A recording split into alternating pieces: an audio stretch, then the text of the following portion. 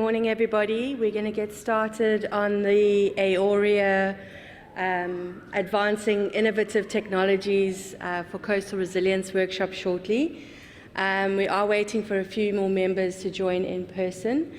But in the meantime, I'd like to just welcome everybody by saying this is possibly after our Ocean20 launch yesterday, this will be our first workshop towards those ocean actions.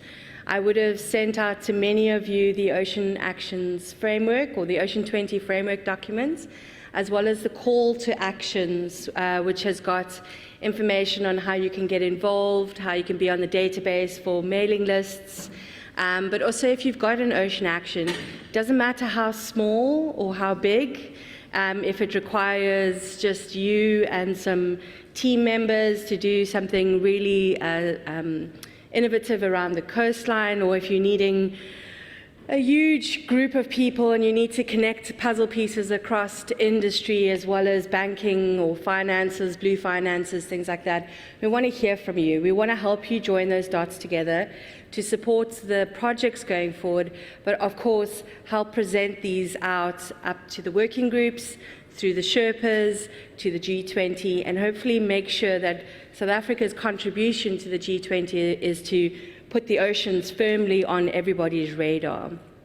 As we discussed yesterday, the economies are growing, and there's a lot of geopolitical shifting at the moment, and we need to look at the ocean in two ways, one of which is to obviously protect and restore, but to also look at it in the type of way that this is the economy that's going to be helping countries move forward. So we need to sustainably make use of our ocean environment. And the one way we're going to do that today is to look at coastal resilience as a problem in many countries, events that are happening, and how we can look at innovative technologies to help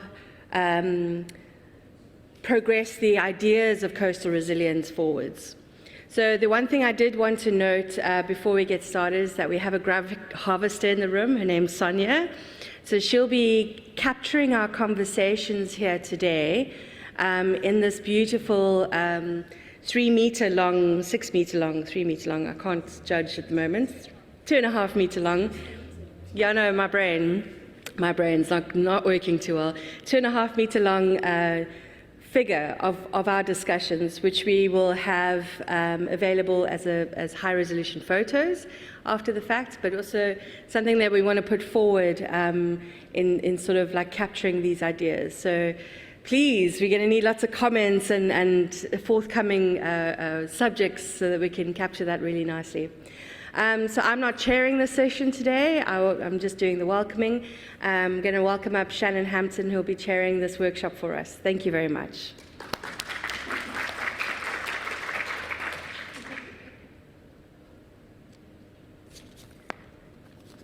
Hi, my name is Shannon Hampton, and if you haven't seen me at the conference, it's because actually I'm a marine biologist, not a climatologist or oceanographer, sorry. And it's amazing that there isn't more of an overlap, so I'm really honored to be here for this, to be part of this discussion, because we should all be talking to each other as much as possible. To start us off, we have an online presentation. Jonathan Heimer is joining us from the German Marine Research Consortium, or KDM, and hopefully is ready to go. Yes? Can you hear me? Yes. Yeah, great. Yeah, thank you for the warm welcome and for the chance to provide some opening remarks to this workshop today. So I would like to showcase some of the work we've been done within AAORIA and the Oceano project, the coordination and support action that is supporting the All-Atlantic Ocean Research and Innovation Alliance. And because this workshop is about coastal resilience and innovative technologies, I would like to showcase this with an example of the All-Atlantic Coastal Resilience Hub, which is sort of the next step to exchange these innovative technologies and solutions and to connect communities around the Atlantic. So before I present the hub as an example, I would like to give some overview about the All Atlantic Ocean Research and Innovation Alliance, which we always call AAORIA. Yeah, it was created to promote an all-Atlantic community of common interest and to advance ocean science and cooperation around the Atlantic. And during the last years in 2023 at the AAORIA Forum in Cape Town, I think at the exact location where you are sitting right now, the members of the Alliance agreed on two action areas. The first one is coastal resilience, which of course this workshop is about, which is of high relevance on a global scale, but also particularly in the Atlantic. And the second one is ocean observation, which is, of course, closely connected to it. Second, we're having troubles on this side seeing you. Okay. Maybe if you go out of full screen, I've been told that will help. I feel weird talking to no one. Can you see it now? Yeah, that's great. Thank you. Okay. Okay, I will do it this way. And so because this workshop is on coastal resilience, I'm going to show you some of the work we've been doing in the last year to implement that action area.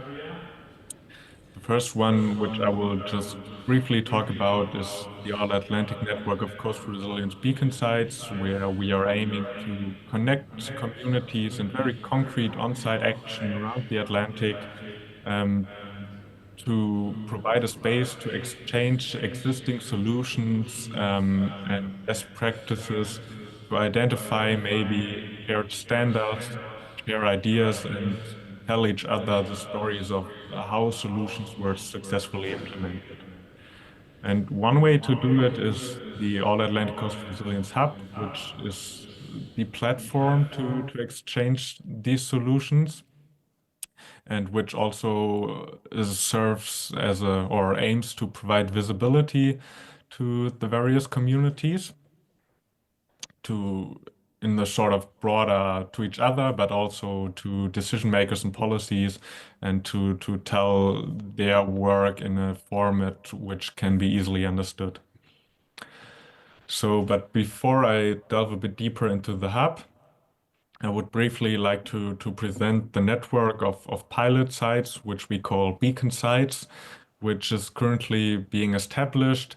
And like I said, it aims to be like a construct where best practices can be exchanged and created, where the on-site implementation of coast resilience solutions and needs can be exchanged, and where these solutions can be scaled up on a basin-wide basis or even on a global basis.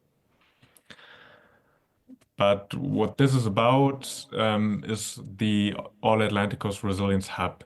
And this hub, we always internally call it the home of the network, but it goes beyond that. It showcases what the local activities are doing to understand and promote coastal resilience.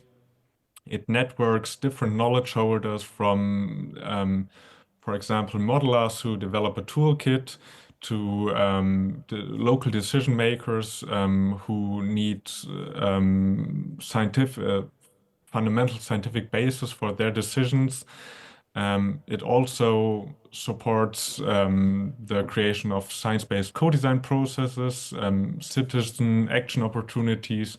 So yeah, it is a big pan-Atlantic space to exchange needs, experiences, and best practices over long term. So the aim is to facilitate a sustainable platform that goes beyond the typical sort of project duration.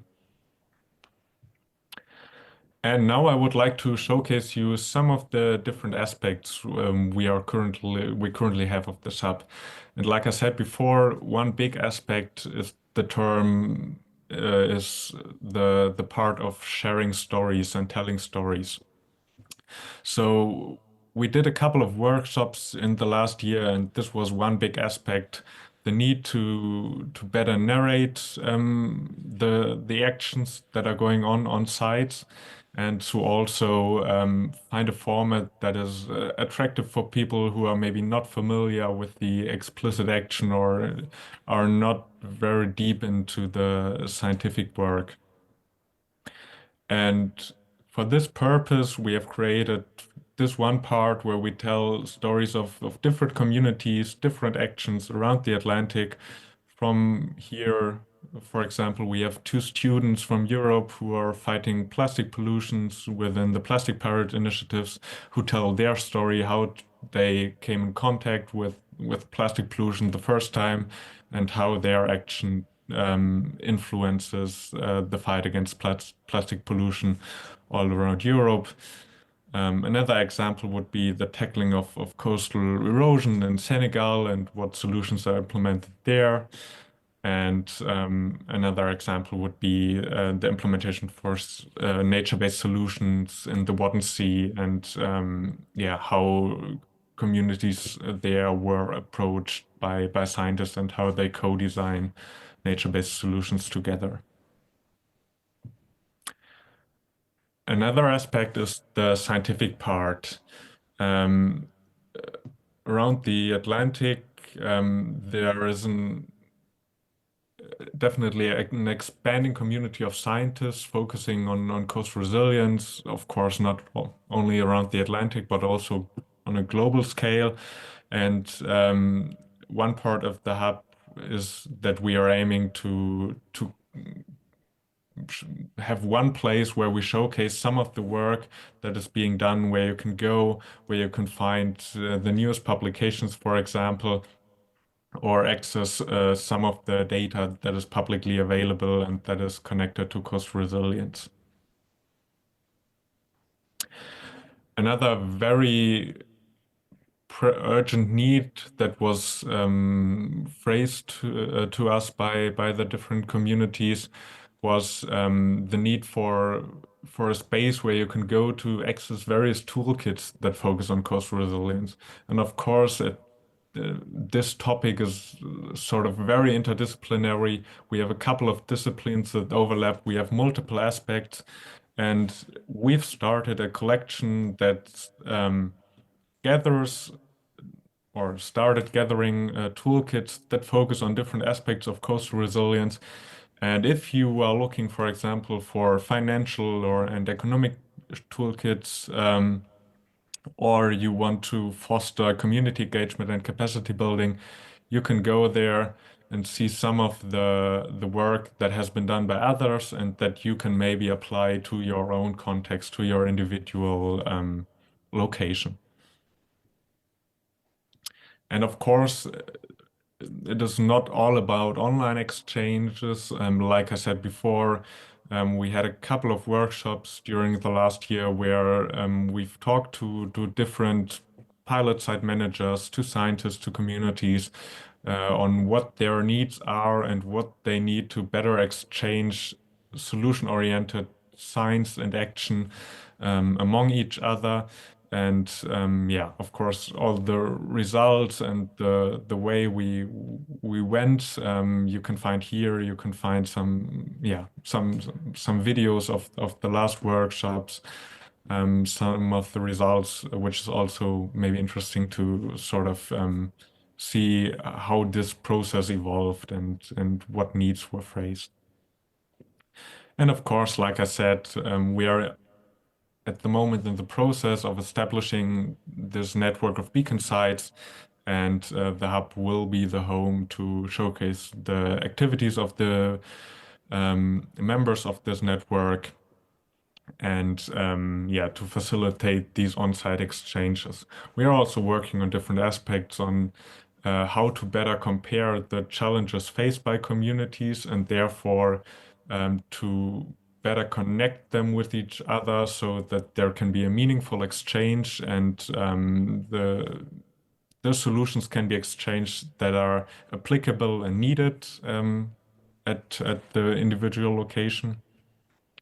But this is work in progress, so we are currently expanding that. And while I'm talking about expanding, of course, we invite you to join the community in different ways or forms. While this is a session of AAORIA and Ocean20, and of course, coastal resilience is a global topic, and even though this is an action that is implemented within AAORIA, many of the toolkits, many of the solutions can be applied all around the world, and we are looking forward to potentially scale this up also in the future. And if you are in contact with sites that are implementing solution, testing out solution, we definitely invite you to get in contact with us to, on the one hand, to maybe become a part of the network, on the other hand, to tell your story and show other communities and scientists how such solutions can be implemented, to tell your success story, and also gain a bit visibility for yourself among a larger and growing community. And yeah, like I said, it's a work in progress. We are currently working or we are still redesigning all of the content I presented you. This hub is based on the needs of the communities and members within AAORIA, but also, like I said, on a broader scale.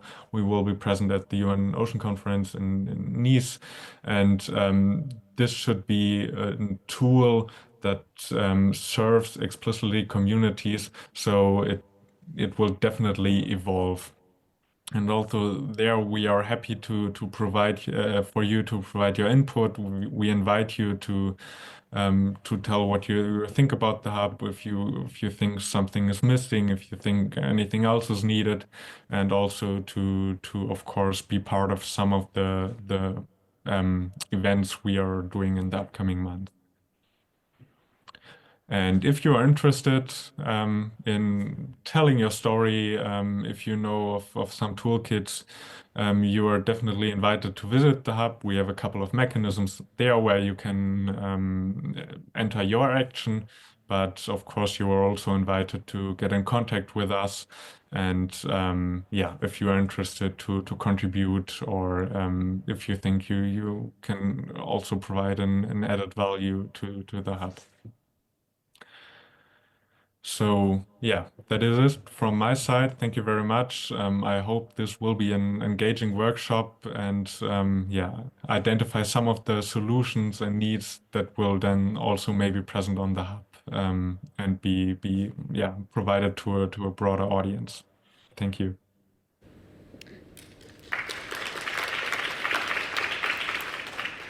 Thanks so much, Jonathan. If there's anyone who has a quick question that we can, while we still have the connection working, that we can ask.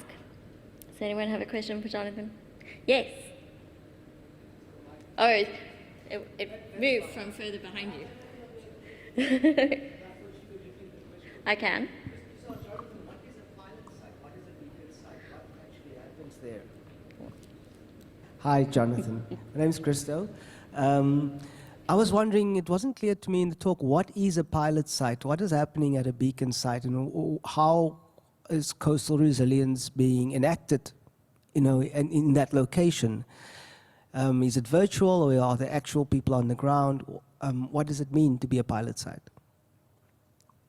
We are looking forward to, thank you, that's a very good question, and it's important to phrase that. We are looking forward to explicitly network on the ground actions, so where actual solutions are implemented. Because from what we've heard, this is an aspect that is maybe sometimes missing a bit. So it is not a sort of network of networks, but it wants to bring together people that are actually implementing solutions or monitoring coastal hazards, for example. So it wants to network explicitly established on the site actions. Thank you.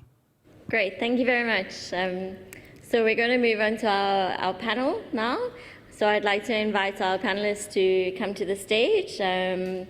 Hopefully you know who you are, but it's Yi Chao, Patrick Karinga, I probably pronounced that like a South African, Adwa Mtati, Kashita Fas, Lazarus Chipangu,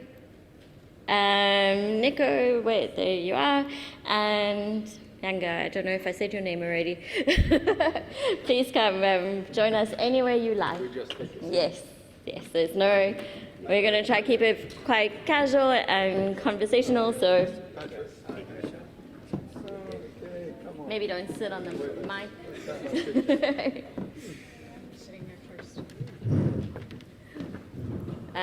We have a nice big panel, so we're going to be sharing the handheld mics behind you.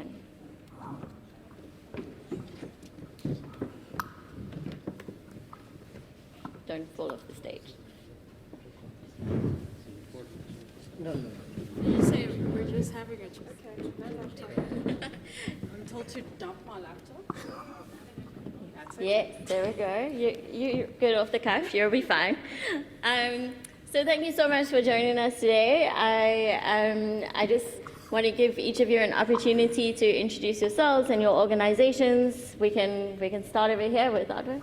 Thanks. Thank you very much. My name is Otto Mtati. I work for the South African International Maritime Institute, established to do three things: maritime advocacy, maritime education and capacity development, and then maritime research and innovation. Thank you. My name is Yi Chao. I'm the founder, CEO of CTICC, a company making the next generation Argo floats. PhD oceanography, physical oceanography and training. Worked 20 years as a scientist and developed the technology, spinned off the company, develop a commercial product, hopefully to deliver more data for the ocean. Malweni, my name is Yanga Malotana. I am with a company called ESI Press, or Emerging Scholars Initiative, at the University of Pretoria. Our main promotion is to ensure that we keep academic work accessible and free, so we are an open access publishing network. And I lead up the publications and all the works that have to do with our Project Earth and REACH innovations. Thanks for having me. Thank you. My name is Lazarus Chipangu. I'm from the University of South Africa in the Institute for Corporate Citizenship. I'm also a member of the advisory board of the proposed Institute for Marine and Innovation and Coastal Innovations at the University of South Africa. Currently, we are editing a book. I'm the chief editor of that book, which is focusing on climate change and coastal resilience in Africa. We are receiving quite interesting chapters from across Africa. Thank you. Thanks so much. Hi everyone, Kashita Fas from Abalobi. We're a social enterprise based here in Cape Town, and we have a bit of a footprint in the Western Indian Ocean region and a couple of other countries. Our main focus is small-scale fisheries. Our exclusive focus is small-scale fisheries. We work with communities, whoever wants to work with us, in building tech and tools for them to utilize to improve their own governance, manage their own data, and in South Africa, access markets. Yeah, we'll work together. I know we will.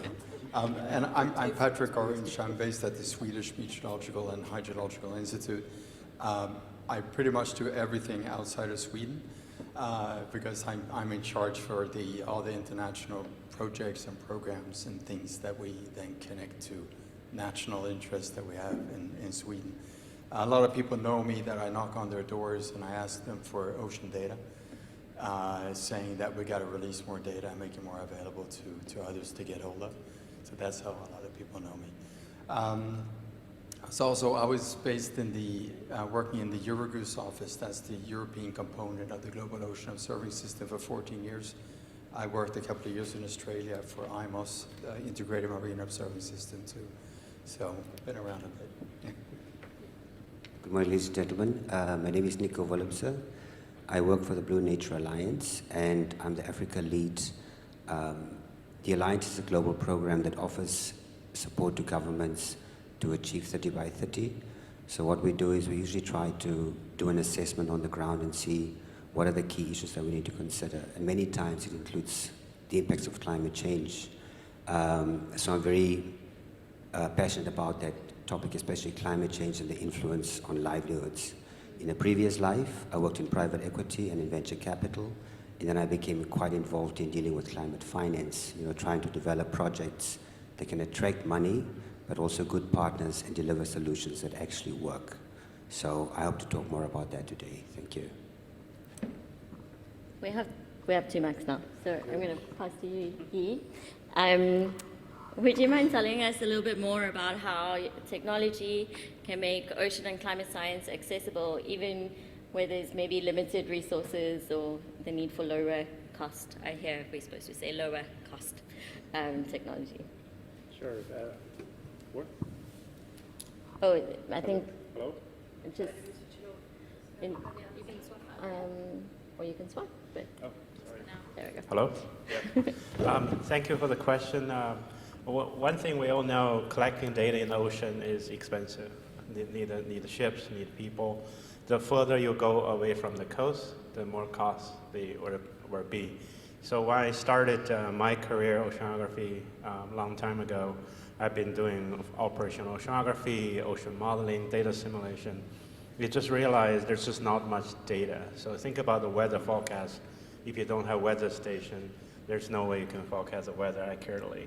So I think we are almost 10, 20 years behind our meteorology colleague in the other room. How do we collect data in the ocean? That's really the challenge. So about 10 years ago, I started ask the question, if you have an Argo float that's so successful, 4,000 of these in the ocean, it's very expensive to maintain, tens of millions of dollars. You'll need to put 1,000 float per year. Each float costs $20,000 US. So if you can make those floats last longer, essentially data get cheaper. So that's one way to think about how do you collect the data. I think Patrick will tell you about how to make cheaper sensors, cheaper platforms. But I think that the question I'm addressing is how do you make the existing autonomous sensors last longer? If you can last 10 times longer, then data become 10 times cheaper. So it is capital investment at the beginning, but then like your car, if your car runs 10 years, essentially at some point, the data become free to you, right? So then become more sustainable and then scalable. Ocean is big. Talk about Atlantic. You need thousands of these sensors in the ocean. So that's why I hope to make the data cheaper and cheaper so it'll be more accessible. Thanks. I can relate. My previous car was old enough to drive itself, so yes. Can I pass on to Patrick, if you have... Let's go I for think the safe one. there's a button at the top. But so what do you think the most exciting advances through science and technology that can support particularly developing countries in advancing coastal community resilience? And what we do really complements each other. And for me, it was a bit of an eye-opener to listen to you, because that's another way to tackle the same issue. We need more data, right? And we need a lot more data on the coastal zones in particular to make the connection between the land and the sea. It's just a very, very poor data area. Things that I'm working with is it's really cost-efficient sensors. We used to say low cost, but that also gives a kind of feeling of that it's also low quality of the data, which is really not the case. It's cost-efficient ocean sensors. I have some fun ones here. Some of you I know were in the room here on Tuesday listening to this.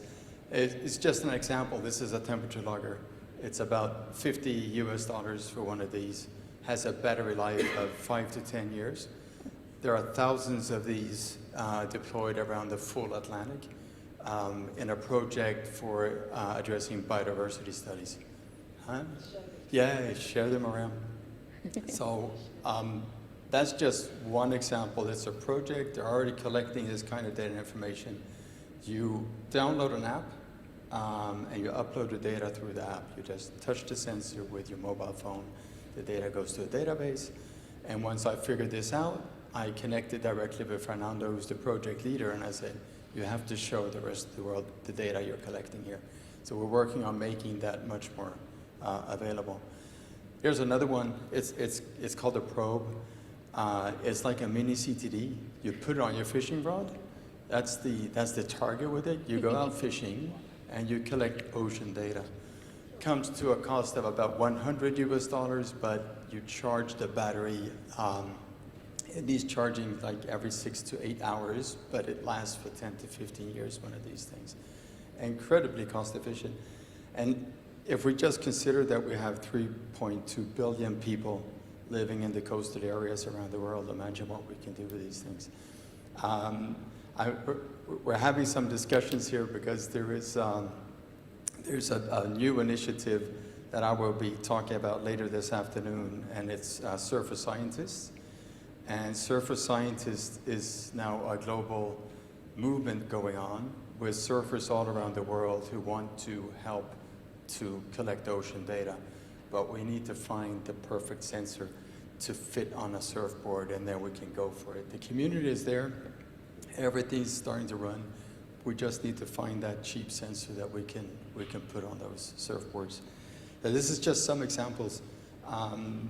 I have a whole list. I have hundreds of these sensors around, and sensor developers are incredibly keen on to share their information with us, and also for us to connect them to the oceanographic community so we can inform sensor developers about our needs, and they can meet those needs, and we can get more data available.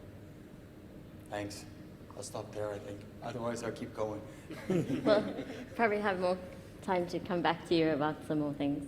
Can you pass it all the way back to this way so I can ask Adwa about some of the innovations that are happening, particularly in South Africa from Siamese perspective? No, thank you very much. So our approach is to combine research and innovation, and we do that by seeking to build the capabilities. So we work primarily at the moment with 2 universities. One, it is Mandela University, and then the second one is UCT. Robin is here from UCT if my English is not up to scratch, because it's a Thursday, I think. Now, there are, at the moment, 3 areas that we're interested in as SAIM, wherein we have appointed UCT to help us to move forward. One, it is the development. It's not the development, it's to assess where we are as a country to get to the next phase, wherein we'll work on the development of the capabilities. But we wanted just to determine the baseline first. One, it is to look at the monitoring of illegal fishing around the coast. The second one, it is climate change. Then the third one is on fish stock identification. So those are the areas that we have identified, at the moment as, being critical, that we determine where are we as a country by looking at what is available and what are the skill sets that are required. Because, the introduction of technologies is premised on an idea that as a country you have got the skill sets to be able to utilize and execute. So if you don't have that, you are going to struggle. So that's the approach that we have taken. So there's quite a lot of work that we do through those 2 universities in particular. Going forward, it is perhaps to bring more universities, into the fold to look at some of the other areas. Thanks so much. Kasha, you're prepared. Gonna test. I figured it out, guys. So I'm a huge fan of the AAORIA app, and I think it's a great example of how low-cost innovation is able to support small-scale fisher livelihoods. But is there a way that it can maybe support data-driven decision-making for improved climate resilience, particularly for that community? Sure, yeah. So maybe to preface this, the app that Shannon is talking about is a couple of our tools that we've developed through AAORIA, which are digital data collection tools that fisher use at a community level to collect and analyze their data in real time. This means that as soon as a fisher logs their catch on one of our platforms like the AAORIA Fisher app or the AAORIA Monitor app, it is surfaced in preset visualizations for that community, and they can log in and access that information to make real-time decisions. So Yanga spoke yesterday during O20, how do we include communities in these decision-making processes? And similarly, this topic came up a lot is we need to bridge the gap between the data and the decision makers. And at AAORIA, we really believe that the people on the ground, the local fishermen, the cooperative structures that are very new in South Africa are these decision makers at a fundamental level. And so that's what we're trying to bridge is these climate change discussions, and a lot of these high-level talks happen in this room. But how can we bring that knowledge and that understanding and build that up at a community level? So addressing climate resilience is a really difficult one because on this data, it's really difficult to attribute a change that a fisherman is seeing to a specific cause. And so it's difficult to address directly. But at AAORIA, we believe that embedding a value proposition behind the data over time is building that resilience to be adaptable because you're noticing changes as they happen. In addition, there's a lot of work that we do to build up livelihoods and beyond this decision-making power in market access, etc., that I think is also really important, diversifying livelihoods. Yeah, that's in a nutshell. I can talk a lot more, but I'll stop there. Would you mind passing it to Lazarus next to you? Lazarus, while we're talking about rural coastal communities, what do you consider they need to adapt to climate change? Okay, thank you very much.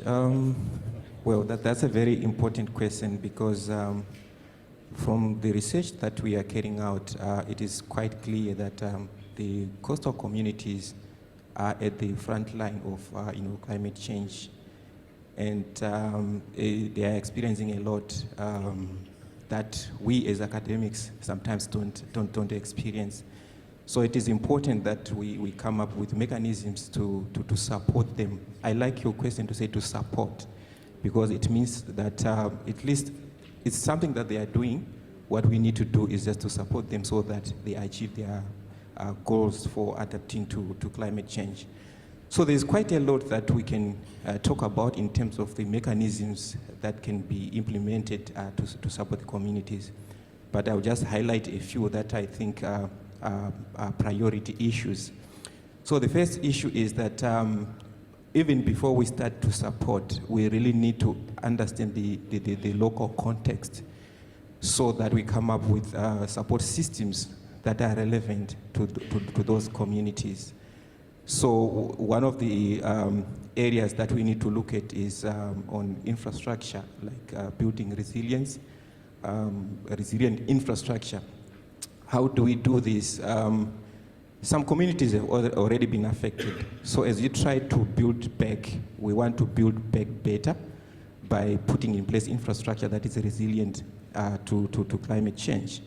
And how do we do this? We need to support the local coastal engineers so that they upskill, they are able to come up with designs that are resilient to climate change.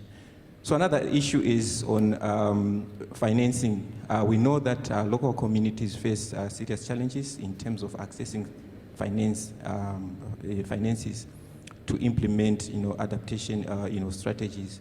So we need to come up with a system that allows local communities to access global, national, and localized finance systems so that they can also adapt to climate change. Then the other issue is that our local communities normally suffer from lack of information in terms of climate information, weather information. So we really need to support them in terms of climate services and early warning systems, right?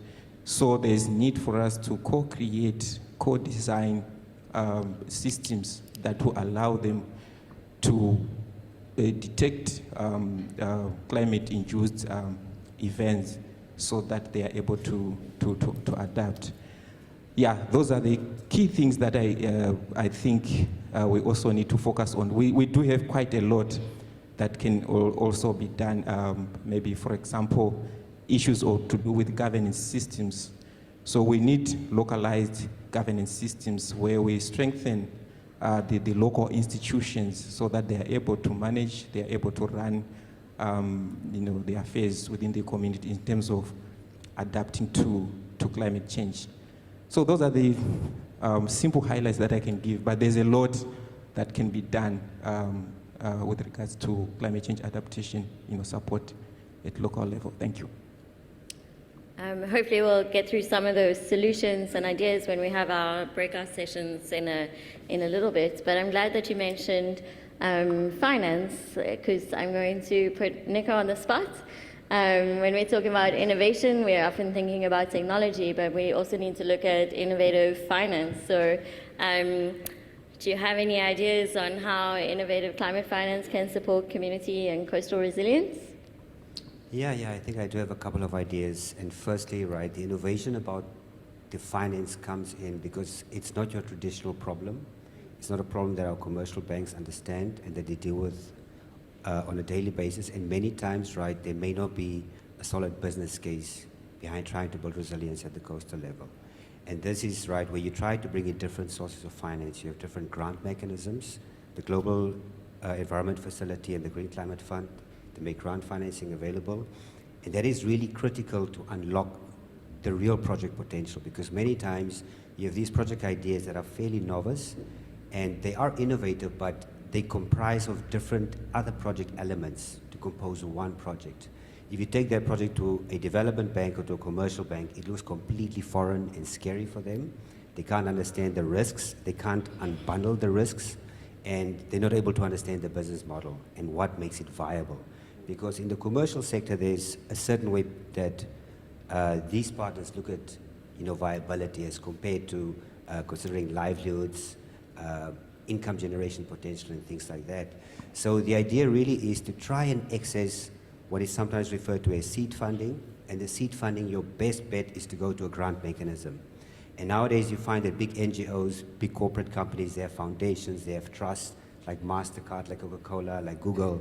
And these are all guys who are really willing to give you money at no return.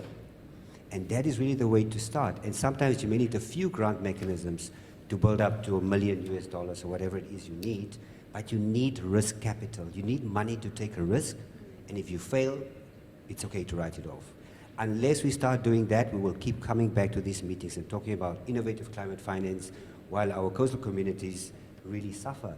And some of the things that we notice around Africa is that because of the changes in oceanography, it becomes difficult for some communities that have 8 to 12 meter boats to go as far offshore as they could traditionally, to have the right size of catch and to catch the right size of fish. And what becomes the impetus for them is we need to fish more. And one of the solutions that we have tested in Angola and in Namibia is to try and address the value chain, the fish value chain, because many times you find that our coastal communities are so remote, they don't have cooling facilities, many don't have access to a formal market. So what happens is, if you catch about 100 tons of fish, maybe 60 tons is actually market viable because it's not damaged, it's not going off, it hasn't been lying in the sun for a few hours. So what you could do is to clean up that entire post-harvesting process, and what it also does is it enables you to access a different market. That's why, what the previous colleagues have been sharing about data, oceanographic data and mid-ocean data, that really helps you to craft what they call a climate rationale. And once the climate rationale is there around people, the changes in the environment, food security, livelihoods, then you can build in the data that the likes of Abalobi collect, because that data over time will tell you if the fishing volume is decreasing, and along with that is also the size, the average size of fish. And communities pick this up very early. and they understand the ocean. And then the impetus becomes to fish more. And sometimes that may not be the only solution.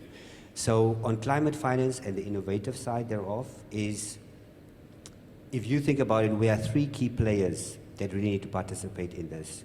You have the financiers, and they're the commercial banks, your development banks, and the grant funders. And then you have people like us, who sometimes have the ideas, and the engineers who come up with the solutions to build the idea for the project to work. And then you have government, because government needs to bring the political willpower. It needs to speak down to local structures, to regional structures. And unless there's a tripartite partnership like that, I doubt it's going to work as well as it can in the ideal world. Because you need to have the financiers who are able to go to government and say, we are willing to put this money forward if you're willing to allow us to do things this way. And then you come back to this community and you say, hey guys, let's go to the drawing board. This is the problem. Knock it out, design it, engineer it, whatever you need to do. And while all this is happening, everybody stays involved in the process. You don't ever think where the government meets, with the financiers, and then we meet with the, no, everybody's in the same room. And for us to start charting a pathway in the right direction, we need to bring those other audience members into this room. You remember on the first day of the launch yesterday, a few speakers talk about transdisciplinary or multidisciplinary approaches. And we have been talking about this for a while. I think we need to start finding practical ways to make it happen. And just to add in addition, my colleague is here from the TNC, the Nature Conservancy. I'm with Conservation International. And we also have grant mechanisms where we can put in some risk capital. They have NatureVest and we have CI Ventures. But as I mentioned earlier, many times we just don't know where the money is. But there is a lot of money. And there's grant money, and grant money comes at no return requirement. You can burn that cash and try something new. I'll stop there. I feel like Asha wants to say something, but I'm going to give Yanga a chance to speak first, if that's okay. Do you have something to respond to what Nico just said? Go for it. Oh, thanks. Yeah. So Nico makes it sound so easy. I really appreciate the value chain work that you guys have done. And we've had a similar experience in terms of implementing that sort of structure creates so much resilience in the community. By adding value to what's already there, you're building on a structure and you're able to retain that finance in the community better. And so I encourage any of you, if you are new to Cape Town, to go to fishwithstory.org and order some fish straight from our communities. We are able to retain a lot of that value in community. In addition, with the finance structure, I think this ties back to the data discussion, right? So we, in the last few years, have started to develop some financing mechanisms, can I say, for small-scale fisheries, accessing what we call a business cash advance. It's not a loan because we're not a financial service provider, but based on the data that fishers have logged on their daily catches, we can see their income and expenses and what they're able to afford in terms of a business cash advance. And so when the boat breaks down, they don't need to go to the loan shark and the exploitative buyer. They can access this financial or this capital to then continue their function in that season. When it's a really rushed yellowtail season, you don't want to be sitting and waiting for your boat to be fixed. And so similar products for women in communities, so savings products. Every time a woman works as a QC worker or quality control worker in our processing facility, they can opt in to allocate 10 to 15% of their income into a savings account that they designate. And so there's small changes that you can implement from a ground up level, but as long as you have the data to understand how these communities work. And so I think that's where a lot of the resilience talk comes in. And then I'll mention one last thing that I forgot about. We have some colleagues from CSIR sitting here, and I think this gentleman spoke very well about forecasting models. And so one of the tools that we're trying to implement on the ground is fishers being able to access forecasting data on some of our tools, and so they can log in and see in a real-time, co-designed fashion sea surface temperature and algae cover and wind speed, and on a resolution that makes sense to them. And so designing tools that are really useful on the ground and make sure that you continue that discussion. Here's data, bring it back to us, and then continue that feedback loop. And so, yeah, just slotting in really nicely to what you said there. Thanks, Kasha. So, Younger, we've spoken about innovation in technology and in finance and in supporting coastal communities, but we have a tendency to distance ourselves a little bit from this. So, what can we as society, not just as scientists, but as people, do to increase our own resilience to climate change? Right. I think to answer that, we have to look at really the three fundamental problems that I think have come up in these discussions when we're talking about the data gaps and the finance gaps, and all these problems can be fundamentally classified as three things, right? There's an issue about tech accessibility, there's issues with policy gaps, and there's funding barriers. It really comes down to those three things.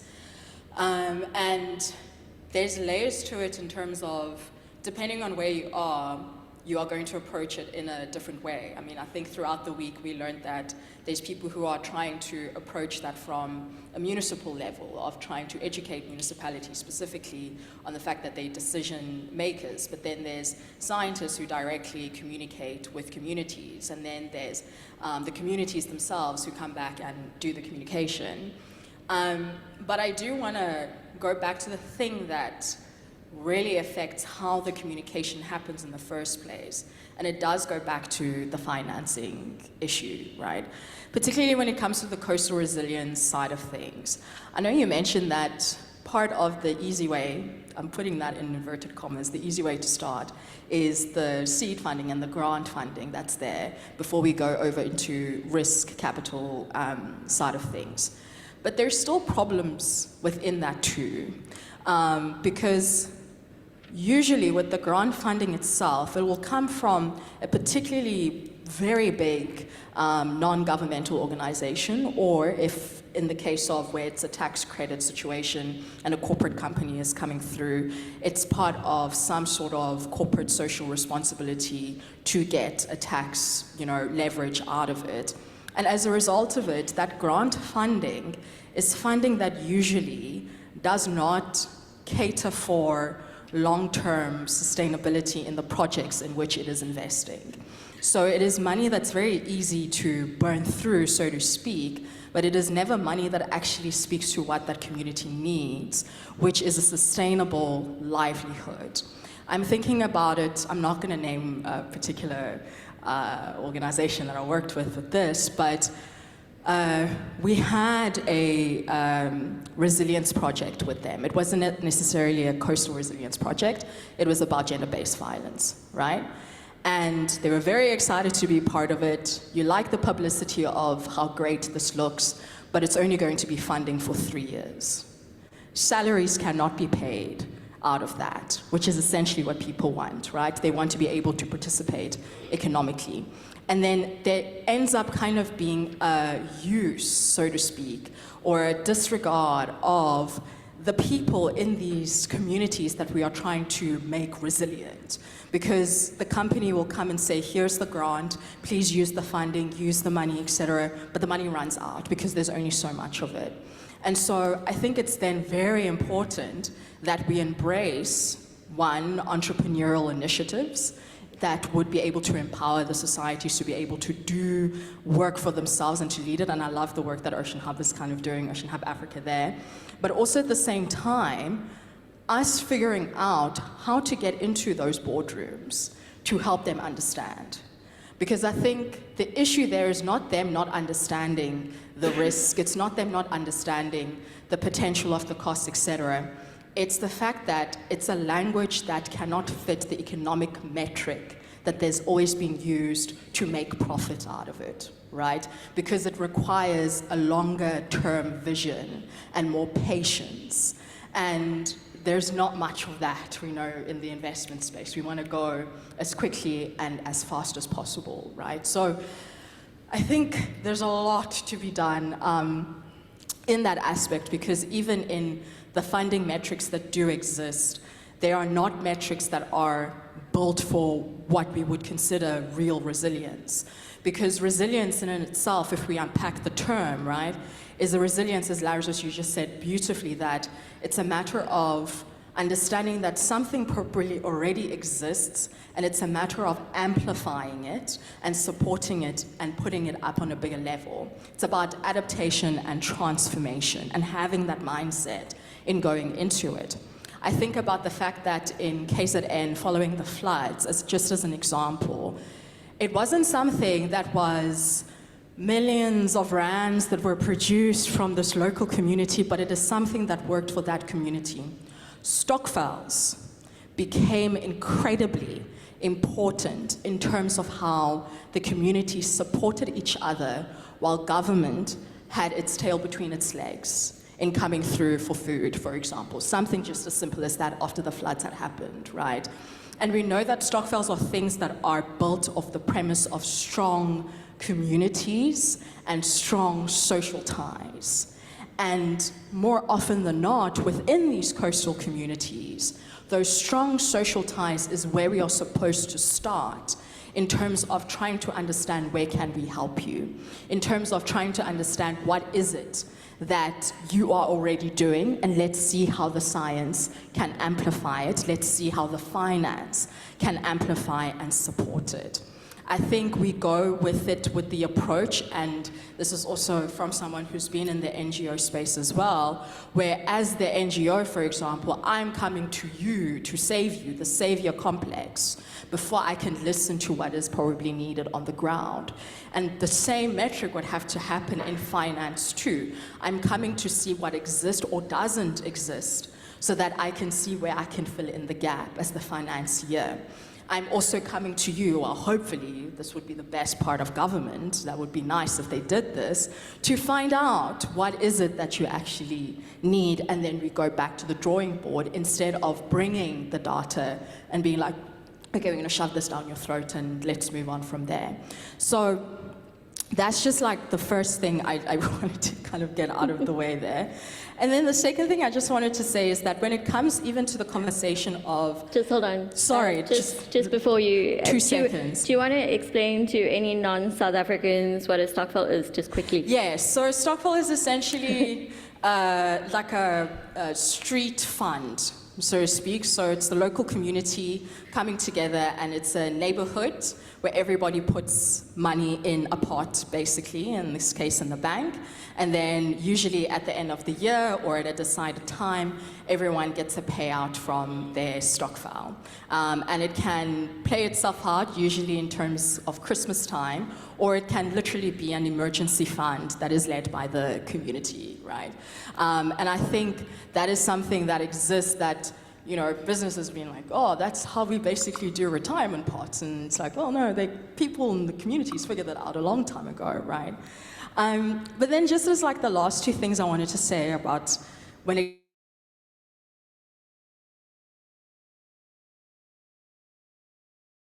comes to the resilience of the event that we had last night. In case no one came last night, we had societal engagement, and majority of the people who were attending were local fishermen from the coastal areas over here in Cape Town. And I love the fact that the very first thing that the audience members had said before the program could even get started, 5 seconds in, was, we need a translator right now because we're not going to sit here and listen to English the entire time. And I think those moments are particularly important. And I think it's very important for us as well to start thinking about how these discussions that happen in these boardrooms can have an agenda that's led by those fishermen who were in the room yesterday. Fortunately, there was not a lot of time for them to ask their questions. It would have been so lovely for the whole program really to be run by them, because they clearly had their solutions. They could express them in their mother tongue. And it also had me thinking about the fact that we are here as scientists, financiers, social scientists, and we are still trying to find our common language in at least a language we all understand. And we still need to then have the skill to be able to take our conversations to the ground for them to also understand too. And I think that gap is missing quite significantly, right? But just to wrap up, sorry, Shannon, the last thing I just do want to say is another thing attached to the resilience with coastal communities, but also resilience period, is that it is something that needs to be understood as not necessarily being linear, but cyclical, right? You can't escape resilience, whether you like it or not. And I think what I'm speaking to here is that oftentimes, and especially with the way that the financing happens when the risk capital is involved specifically, there's an intention to return things back to normal instead of investing in a transformative and long-term solution to ensure this never happens again. And if it does happen again, it will be like water off a crocodile's back, right? And I think of the oyster ladies in Knysna, for example, who restore reefs, not just necessarily for the fish themselves, but also for where it will go in the future. And that was a perfect example of science meeting local needs in that moment where it was, we have this disaster here with these reefs basically dying, but in the process we're going to teach you how to take care of them, and in the process you're then going to see how much fish is going to come back that's going to help you in the future, right? And that's the perfect sweet spot, I think, of the triage as well that you were kind of speaking to. And so yeah, I just think that while we are trying to find our common language here in this room, we also need to be cognizant of the fact that we need to have the skill to take our discussions to the people who need it the most, and for them to also interpret it as well. And yeah, thank you. Nico, do you want to respond? Yes, Sharon. Right, we have an engineer here, thank you.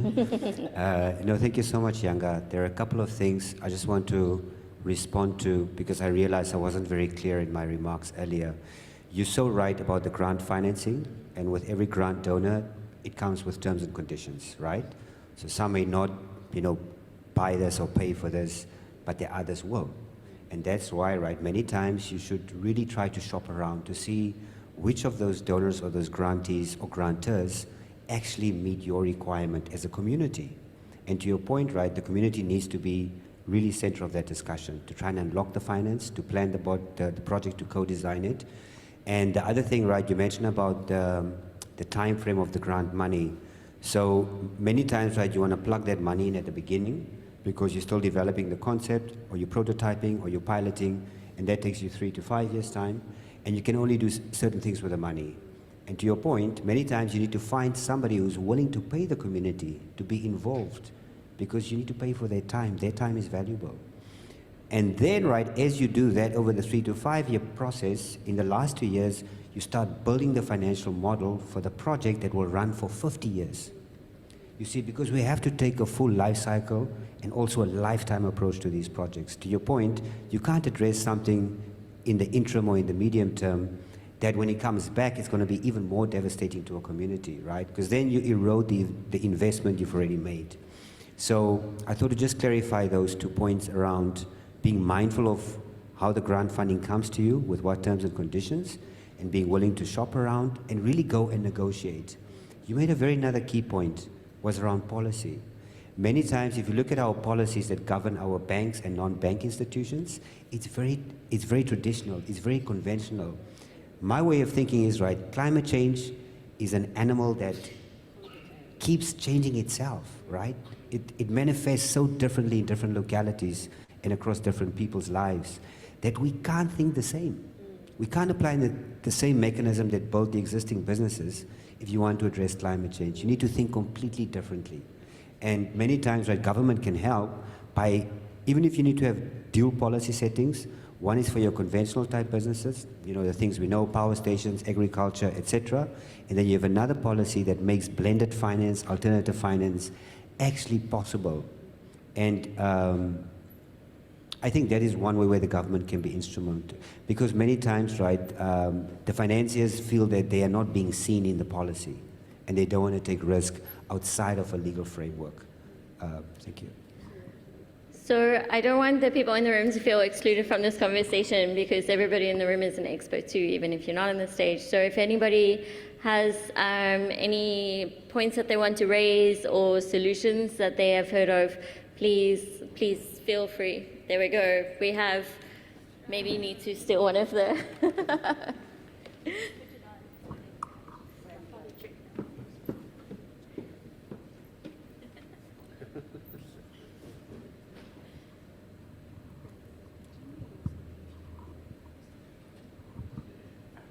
Hi, thanks for it's been a really interesting talk. My question concerns data accessibility. So it's amazing that we have this freely accessible data and we've advanced so far and it's amazing. But I wonder if it goes far enough because there's still a barrier when it comes to visualization and interpretation. So for scientists, for example, having this data online freely available is amazing. But we know how to access it, download it, plot it, analyze it. And I think a lot of the ocean users, there's a really big barrier. And I wonder if we spend enough time and effort making this data visually and digestible for users. For example, we all interact with weather forecasts all the time, and we have ocean forecasts, but I don't think many ocean users use ocean forecasts in their daily lives, but I think that's a visualization accessibility problem. So who does that fall onto? Probably as scientists or civil society or maybe public, private companies. I don't know if it's just a general question, if anyone has any thoughts. Oh yes, we may have a response or another question from CSIR. Could we respond to one question at a time, or should we wait for a few questions? No, we can respond. No, I want to respond to what he asked as well, you know. I think I know what you're going to say, Krista. Yes. So Kasha and I are in a partnership, a GMES program, where we are have central funding from the African Union to address coastal resilience amongst artisanal fishers, amongst other things. And I think that was a very good question, Matt. Sorry, Matt. That was a very good question because that was one of the key things that I actually learned from Abalobi. It was how to interact with fishers, and I think Ms. Molatana made the point as well, speaking the correct language. How do they speak about the ocean, and how do we speak about the ocean? It's very different. And having a co-design process where they tell us what they would like to see, we tell them what we see in the science behind it, and then co-design how they want the information presented to them. Abalobi acts as the middleman in how to deliver the information to them in a format that's easily digestible and cost-effective for them. And in that way, we're bridging it, but the good point that you're making is this is in a very localized scale. We are working with specific communities in a funded project through an NGO, and scaling it out is the challenge. And part of that challenge is because of the other point was mentioned by Nico, that depending on where you are, climate change is affecting different communities differently. And culturally, communities interact differently with information. So actually, you have to be agile in how you adapt these applications or these approaches to the different communities that you work in. So a solution for Tanzania, like Patrick is nodding his head over there, is not going to be necessarily the same for Ghana or for South Africa.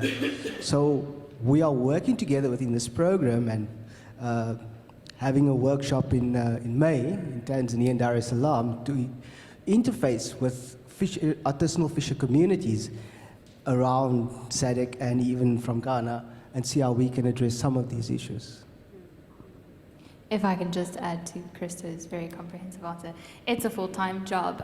I don't think there's an easy answer to this. It looks like, practically what it looks like is you sitting with the community around a table and saying, there's no use in collecting data for data's sake. So a lot of what we do is catch landings data. But why would a community care about this? Why would they go through the effort of speaking to you when they're trying to sell their fish? Why would they go through the effort of paying someone to collect that data? It's embedding a value proposition behind it. So we will sit down with the community and decide what are the objectives that you as a collective need to hit in the first couple of years, and how can we equip you with tools to be able to do that? A lot of the times, I'd say, argue like 90% of the times. Something like a catch data collection tool or a forecasting model, as simple as it is, solves a lot of those issues. But like Christo said, you need a lot more of me and of Abelobi to be able to scale that, because it really is a ground level piece of work. And then tying it together, right? So me sitting here in this workshop or the one in May that Christo mentioned gives a global perspective to these things. But at a local level, even within South Africa, Christo mentioned it'll be different in Tanzania and South Africa, but even in South Africa, across different communities, you have different needs. And so how do we get more people to start tailoring that information? And I think funders are moving in that direction. A huge part of the project that we're doing now is that local adaptation. And it's a big part of the reason why I think funders are interested in our work. So yeah, I think over time this is changing, but slowly. Ken? Sorry, I also just want to add to that quickly. You asked about where does the responsibility fall to? It's everyone. I think anyone who is interacting with that data would have different intentions with it in terms of what they want it to be, right? So if it's data that you have that you would like to share within the scientific community, there's a different way that you speak it in that room. But you should also have the agility to be like, I need a particular type of finance person to come in, and obviously the way that you would be speaking to the financial person would not be the same way that you would be speaking to your scientific peers. And that also translates to, if you think that it's data that is so important that this community needs to know about, you need to, the onus is also on you to figure out how can I present it to them in a way that they can understand and see the value in it too. And we see this at least in the green energy space, particularly whenever we're interacting with coal miners, right? We know the climate science behind fossil fuels and why we are in the position that we are in, but that's never how we approach the conversations over there. The conversations are approached with the miners of, listen, there's an opportunity elsewhere for you, and it's still skills development, and it has to do with your wallet as well. And let's talk about how I can help you in this transition towards that.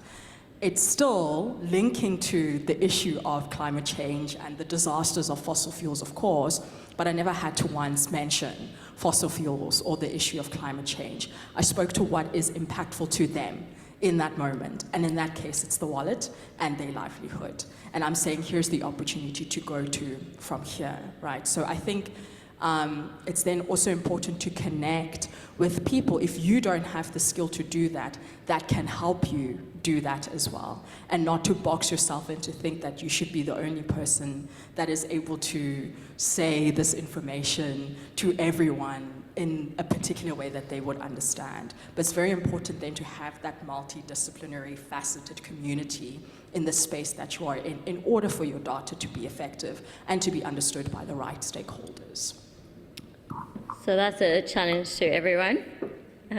Ken, what would you like to? Yeah, thanks, Shannon. Two questions / comments to the panel. One of the aspects here, one of the big, almost shapeshifters that I see in technology is in AI, and to what extent the panel would like to comment on the use of AI, not so much generative AI, but predictive AI in data mining, into looking for patterns and threads. It amazes me how little AI we are seeing from the ocean space. That's the first thing. The second thing is just to go back to Odwa's comment from Saimi, engaging with South African universities. We have 26 public universities. 8 of those are universities of technology. And I don't think we lean on universities of technology nearly enough in terms of tech capacity development, instrument development, and this sort of thing. I spent 7 years at CPUT within the oceans economy space. I was continually trying to drive engagement between industry and science in the development of capacity. If I look towards their space program, we were probably the only university on the continent and one of the very universities in the world that had 2 operating CubeSats in space at the time. The opportunities for ocean science or ocean observation in those were immense. I just don't think there's enough engagement with our universities of technology. Thank you, Shannon. Thanks, Audra. Thank you. Okay. Thank you very much for that, Ken. We, at CPUT, to be specific, we had looked at their capability for unmanned underwater vessels, their drone capabilities, and whatever else. But there was a shift within the institution itself. So they expressed an interest in working with us in respect of the impact of microplastics on fish, which then has an impact on food security. So that's a project that we are pursuing with them. So because we're funded by DHET through the National Skills Fund, we use public money and therefore the instruments. So we don't give money. People must apply, like AAORIA in the past, and we're happy they're rich now.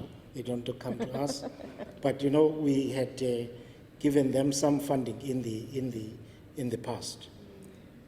So it's all universities with us that have got an interest that let's look at the development of those capabilities. Now, part of what is understated perhaps in the room is whether, because the primary challenge is that you have these programs at a national level. At the most, it reaches the province, but it never goes to the local level. So you'd find a community that is more advanced than the local authority, which would mean that that program at a point is going to collapse because whilst all of the instruments are available, but the local officials, do not have an understanding of what the ocean, can actually offer them.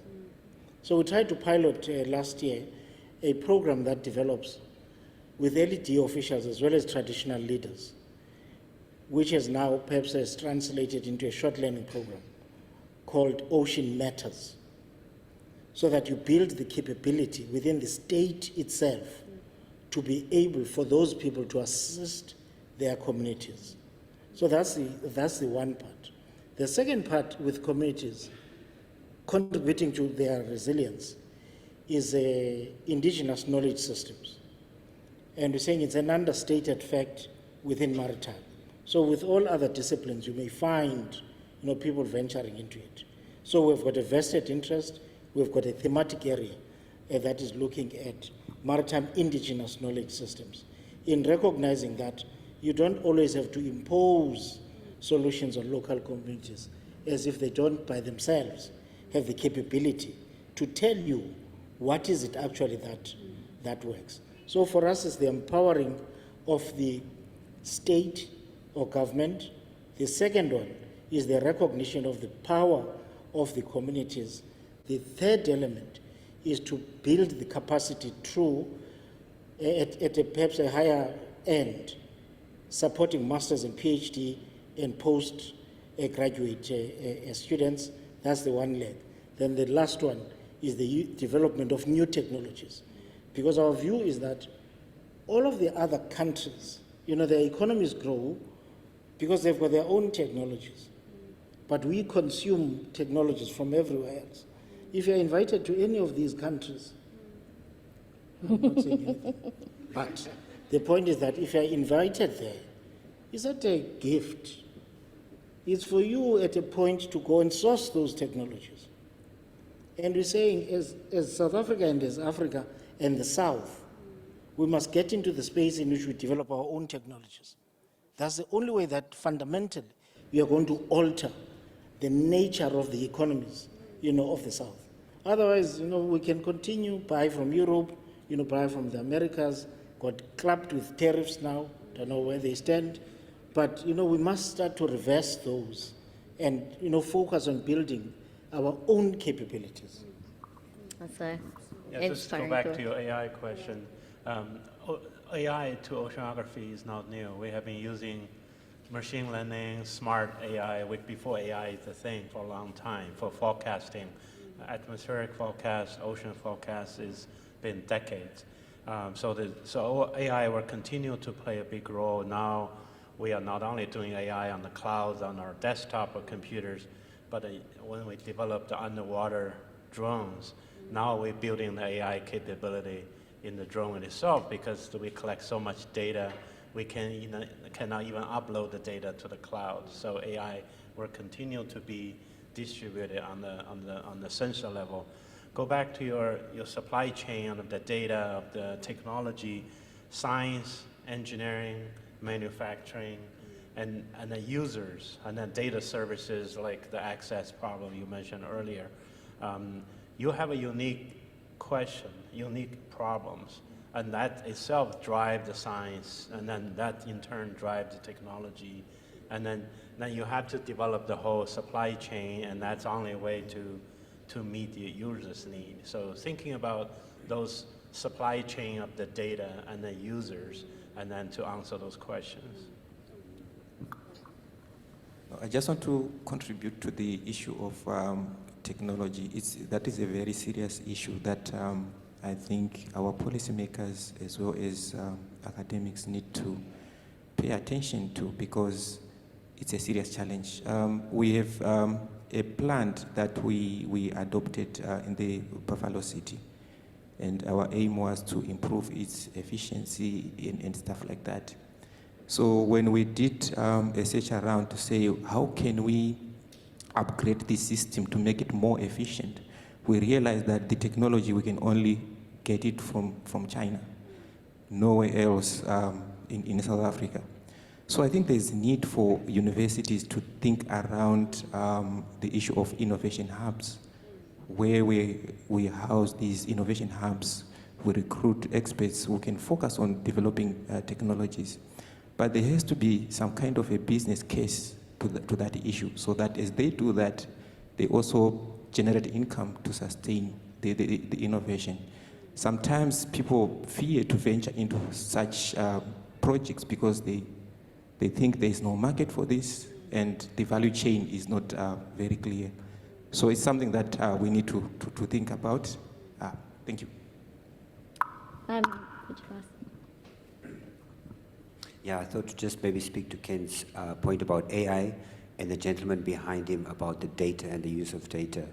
And that's really important for climate resilience because many times in our part of the world, the resolution of data is so coarse that you can't really use it. Even if you have good machine learning tools that are self-learning, which means that it starts to gather its own data and interprets data for itself, that becomes critical, especially if you want to sell an idea for financing, because people want to understand how well do you understand your 12-month cycle. And throughout that 12-month cycle, where are the spikes in the graph that you need to either retreat from the ocean or it's the time when you go to the ocean. And it really also can help to improve safety at sea because so many coastal communities around Africa still access the sea with a small boat, 8 to 12 meters long. The interesting thing about AI that I learned in the United States is after, NASA is quite a big machine with all the sophisticated technology and they're crunching data and they're trying to see how can they improve the prediction of typhoons in the Gulf of Mexico. And they realized then that there's a small bird from Brazil that migrates to North America. And after they were able to interact with ornithologists, they understand that the birds are the best signal of when the typhoon will strike. Because they realized, looking at 10 to 50 years of records of the migratory data of the birds, that when the birds take off from Brazil to America, 6 or 9 weeks later, then there's a disaster. Meanwhile, none of the models that they were gathering data for 50 years could actually point to that. So it just brings back the point about being multidisciplinary and transdisciplinary in how we look at our work.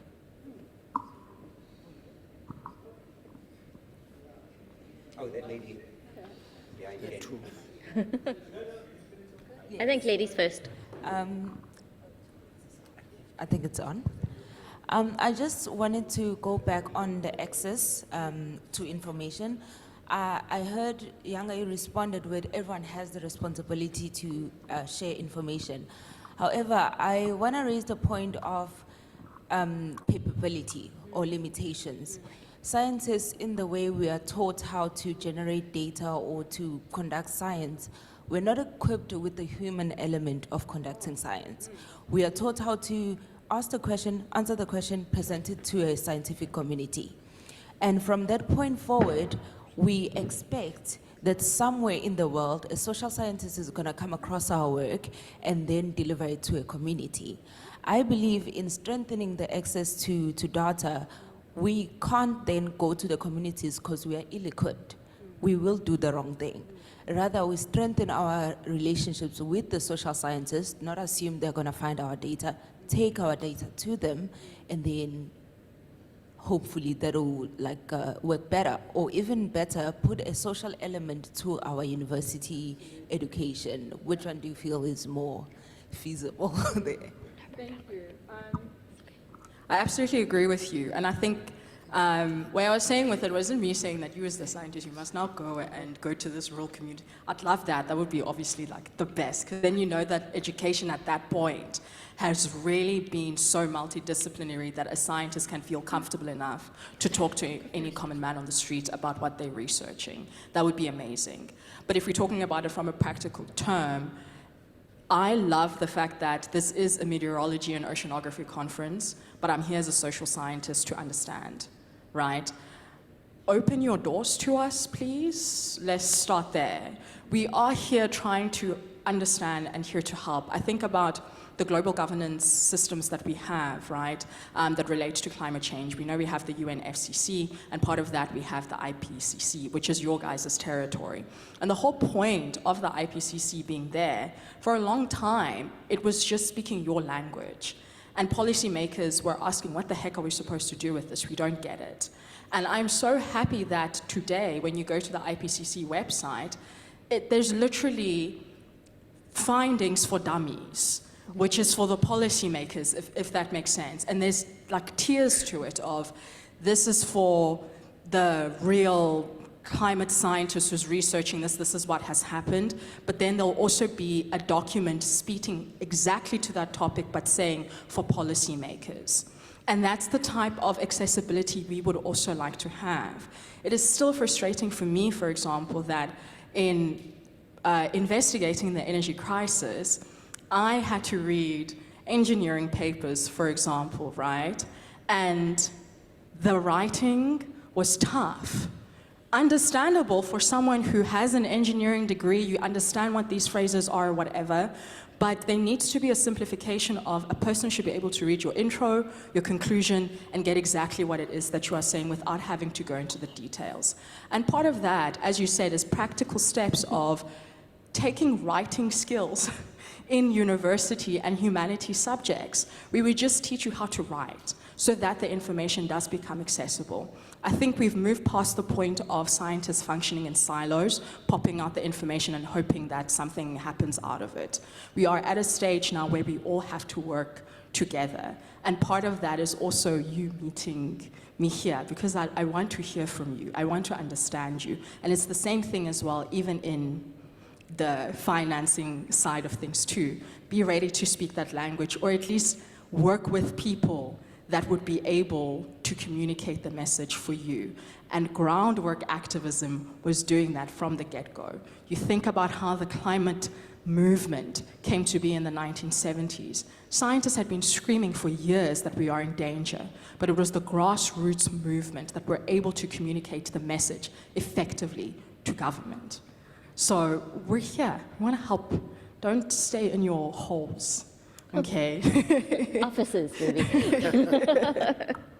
I think there's a question there, and a question there, and then Francesca, and there's a very bright light over there, so if there are questions there, you need to wave a lot, okay?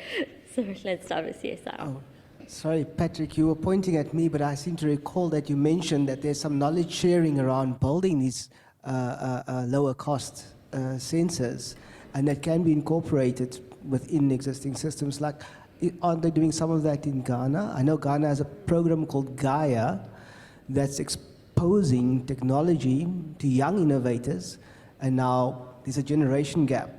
So there's us, there's somewhere between me and my kids, and there's the way my kids consume information, which is very different.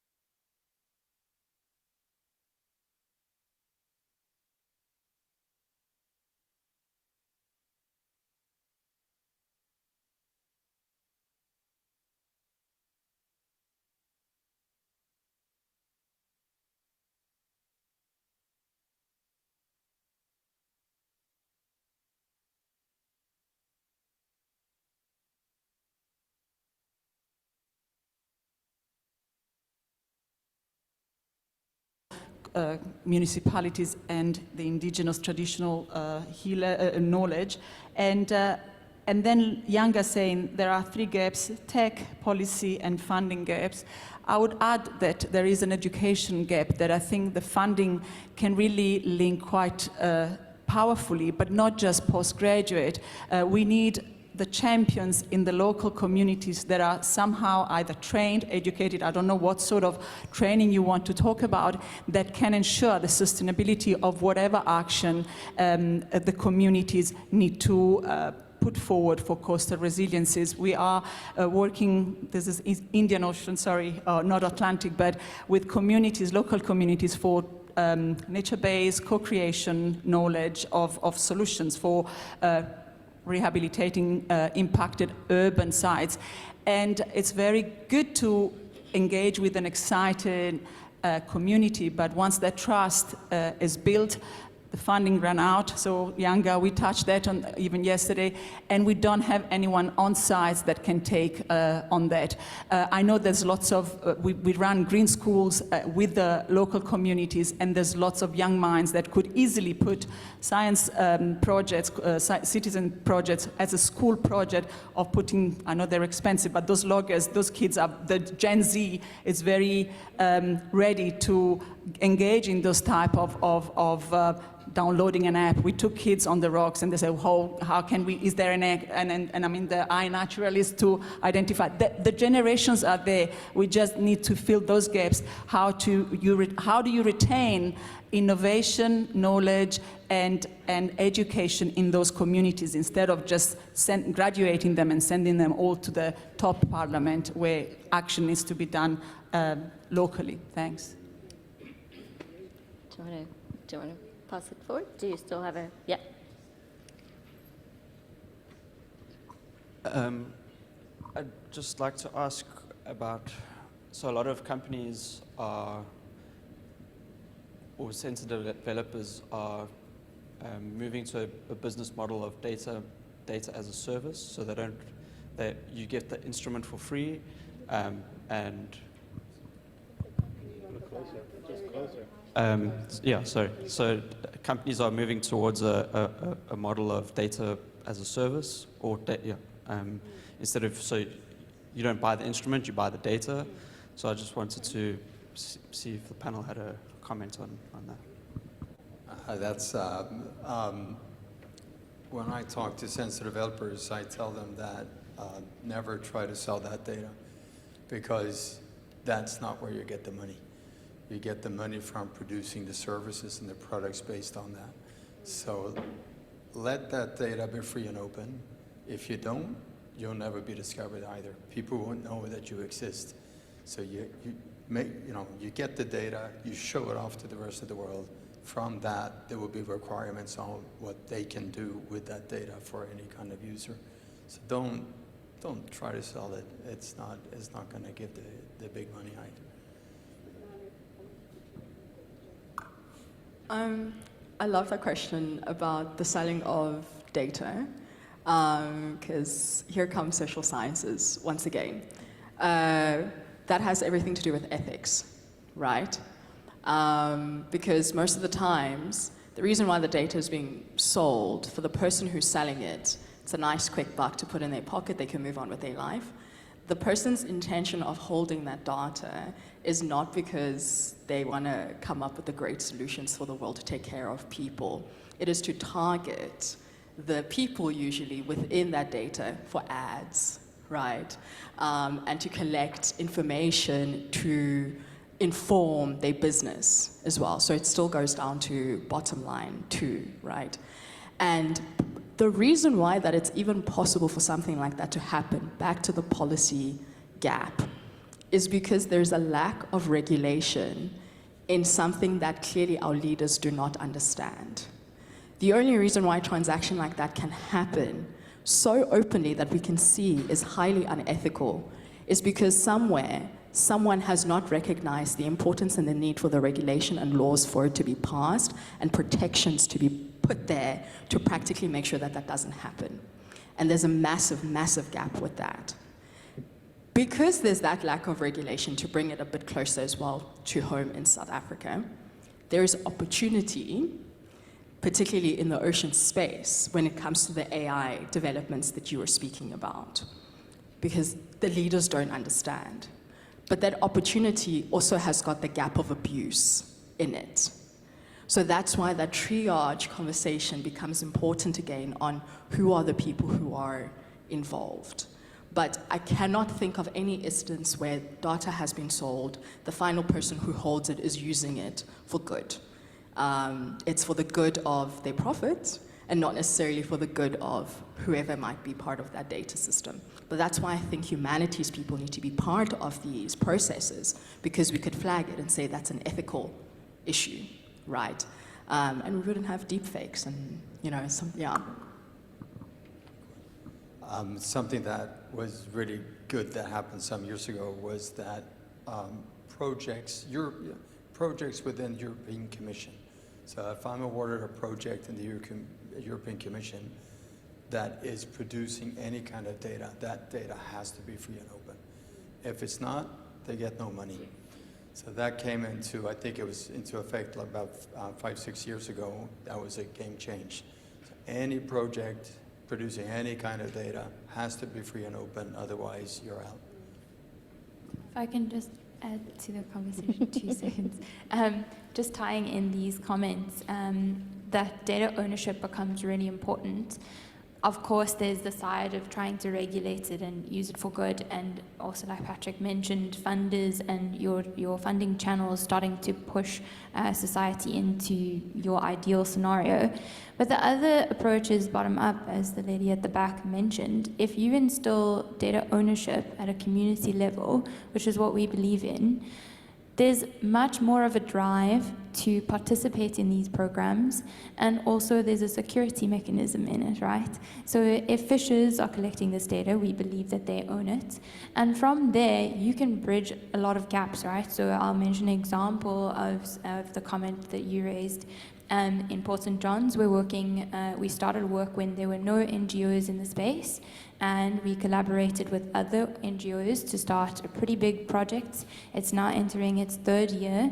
We've gotten to the point where we've established co-management forums alongside WWF, which means that every local stakeholder, be that a buyer, a local restaurant, a fisher group, a local government department, or an NGO, has to sit in a meeting every quarter, and it sounds really terrible, and it can be quite draining, but you sit and you decide and you present the data, and the next steps are mapped for this community.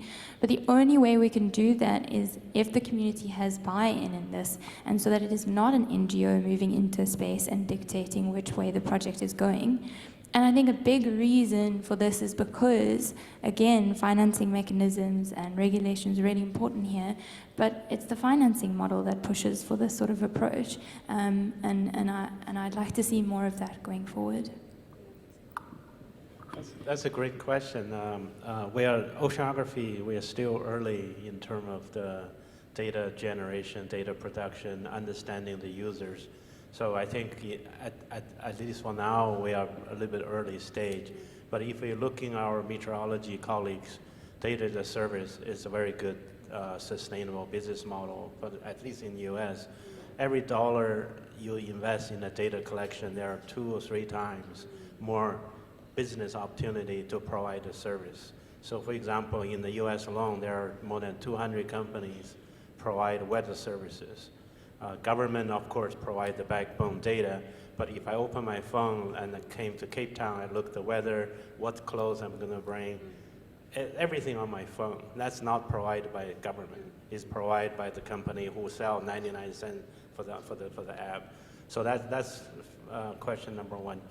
So we, as a private industry, we have to make money to be sustainable. So we didn't offer data as a service for now. We've called a robot as a service because we think the data service is not mature enough.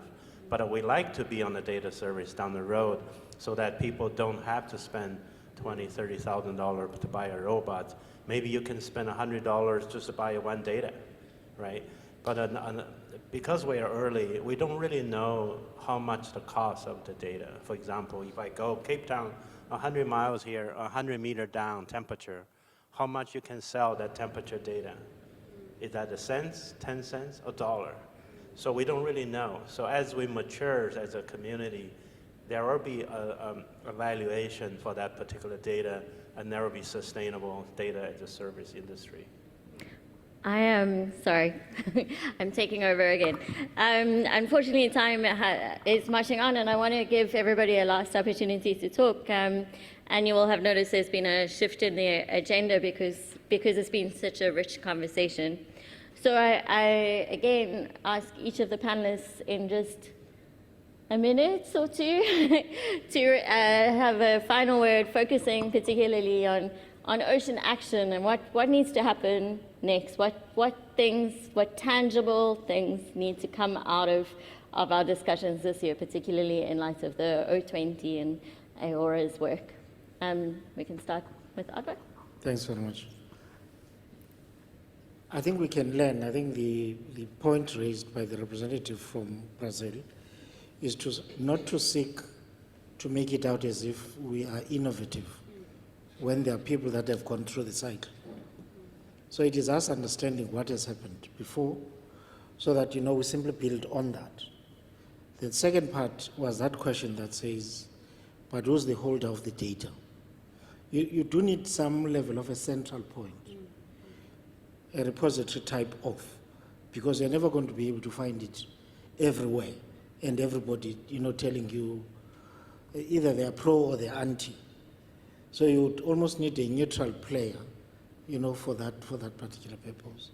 Then the third element is just us knowing what the other is doing. In a community of a restrained fiscus, you can't have people doing the same thing. Other people, we've seen it with the fishing cooperatives. Everybody has run and trained them. Nobody's thinking about they need refrigeration, they need many other things, in their value chain. So it is important that at least we have got some coordinating mechanism so that we know these things. Of course, as a person who has got a mandate on capacity development, I want to emphasize the point. The development of new technologies is based on us having the capabilities. If we don't believe it, look at the case of the Navy acquiring the submarines in the past.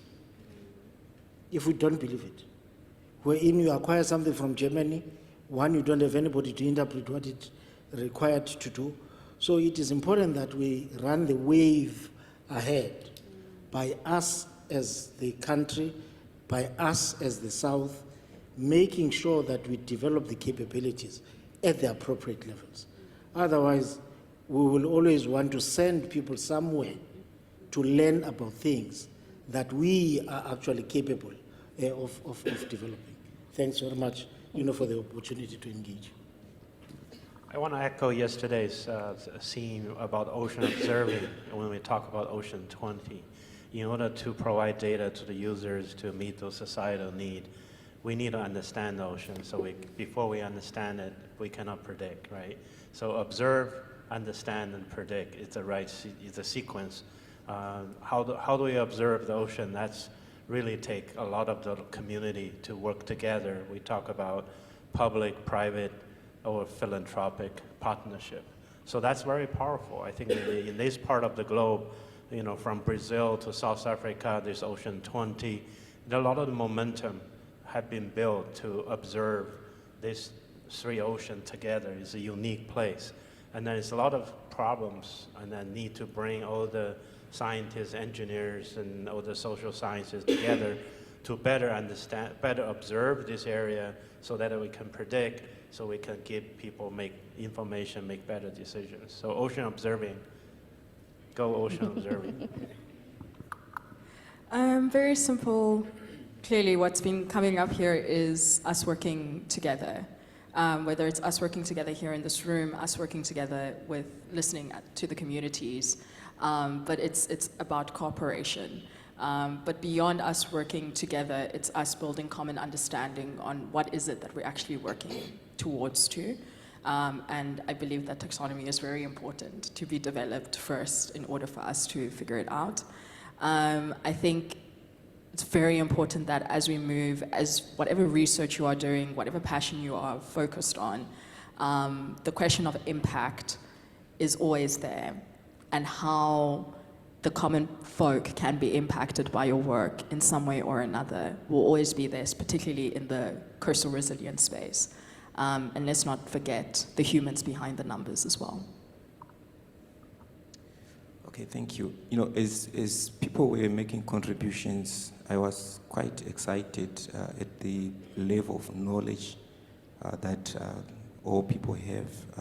Their contributions were quite awesome. You know, then I asked myself a question to say, then from here, what are we going to do? Because since 2021, I've been actively involved in discussions like this. And some of the ideas that are coming up here, I had them in 2021.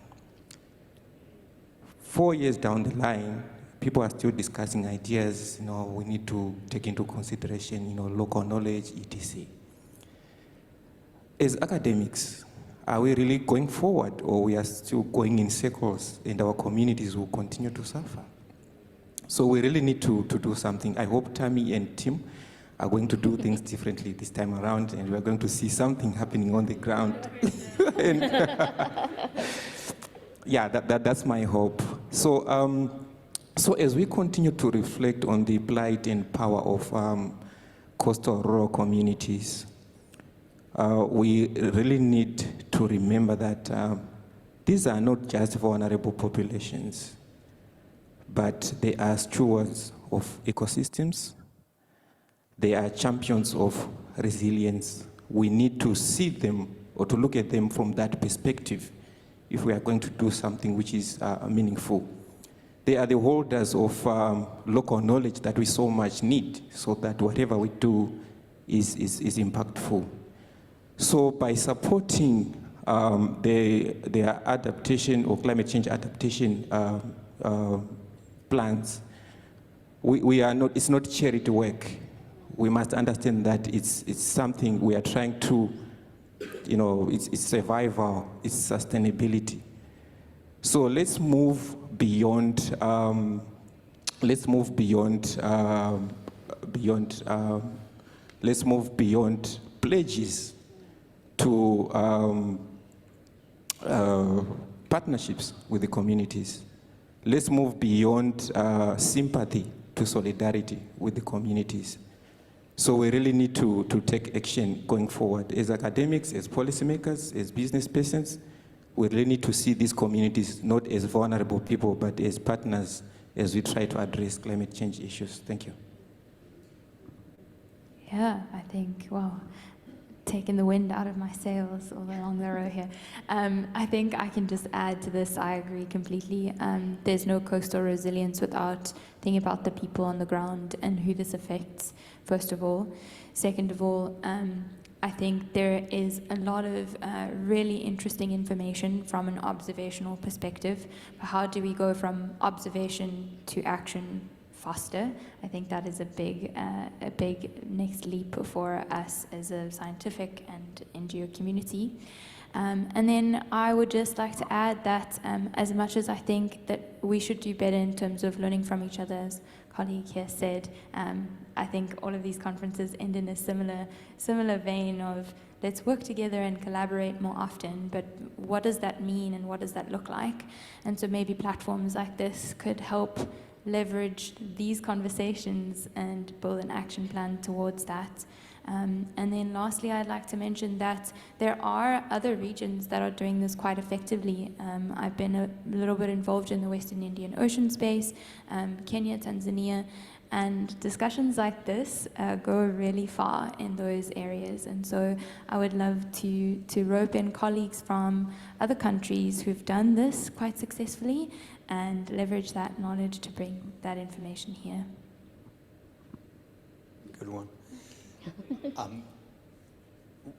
I have pages of stuff. I don't know which one to choose from. But since I like I like to see data available, I'll do a kind of data pitch here, because data really forms the basis to what we talk about. So we need more data around, and new, innovative, cost-efficient technologies is one thing, but you can also look around the corner and see what's already existing in your region. It could be locally, because there's stuff there. And just as one example is that I'm in discussions with Scuba Schools International. That's similar to PADI. But I think this one is even bigger.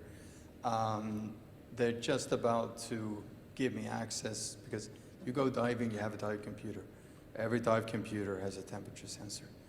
So they reach out to me and say, we have more than 10 million temperature profiles all over the world. Do you want it? And I'm saying yes. So we're just about to fix that database up so we can ingest that and make that available to anyone around the world. PADI has then heard about it and shown an interest to join that as well, and maybe even to develop a common app so all the scuba divers would produce or make their data available through one app. Rutgers University heard about this, and they called me up and said, "Where's this? Where's the data?" I said, "You gotta wait for a couple of weeks. I'm getting there." I said, "What do you need it for?" And they said, "We need it for our hurricane forecast on the east coast of the U.S." They never questioned the quality because there's nothing there and everything is good. That was the kind of feedback I got. So it's also time that we probably stop chasing some of these decimals on the data and looking for more. We need those reference stations. Surely we need that. But we can also look at these alternative ways to gather information and use already existing communities to be our citizen scientists. At 2 o'clock, so in an hour, we do have a session on citizen science. If you want to hear more about that, I would recommend you to go there and listen. I'll show some pretty cool examples. All right, thank you so much. I have one idea for South Africa particularly, because you're the G20 president and also in charge of Ocean20. And South Africa, like all the United Nations member states, have a nationally determined contributions document. It must have been updated in the past 2 years, but usually that document will detail all the adaptation and mitigation projects that your country has identified, and many times it has a price tag to it. So every line in the document will have a ticket size. It will say 100 million, 500 million. And having listened yesterday to some colleagues in the room, there was a gentleman from the University Council of Graduates talking about 30,000 unemployed graduates. And there was another lady who spoke very passionately about the Wild Coast, Eastern Cape, and that area. So what I would recommend is take one project from that list in your NDC document that is relevant to that province and to the people there, and try and develop that one project for financing. Because many times you'll find in the beginning, in the preamble of the document, it will say that it's going to cost us 400 billion to do this, and we rely on the international community for 90% thereof, and that's why the Green Climate Fund was created, but it takes them 24 months to give you approval of a project. So I would recommend take one project, even if you need to start packaging it small, so you can start with $500,000 USD or $2 million USD, and then build it out. But unless we do something practical like that, we're going to be in this room 5 years from now and asking again, how do we do it? And you have a document that is a policy document of the government of South Africa. Take one coastal adaptation project or mitigation project and put that thing on the ground. That's a very solid suggestion, and we're running out of time, so I am going to pause you, but also say if there's anything you feel like you haven't had an opportunity to say, please email me and we can include it in the report. I want to say thank you so much for indulging a very much extended from what you were told panel discussion, and we really appreciate your input and the input from everybody in the room. So I'm going to pass over to Tammy, who is going to take everything that has been said and make it into an action, right? Thank you very much to the panel.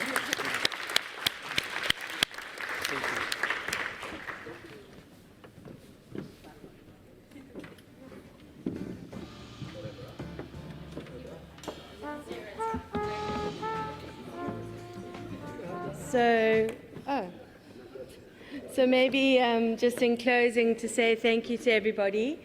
I had made some notes, but I think it's going to be far easier for you to just look at the picture. Ta-da! Report done. Isn't that wonderful, eh?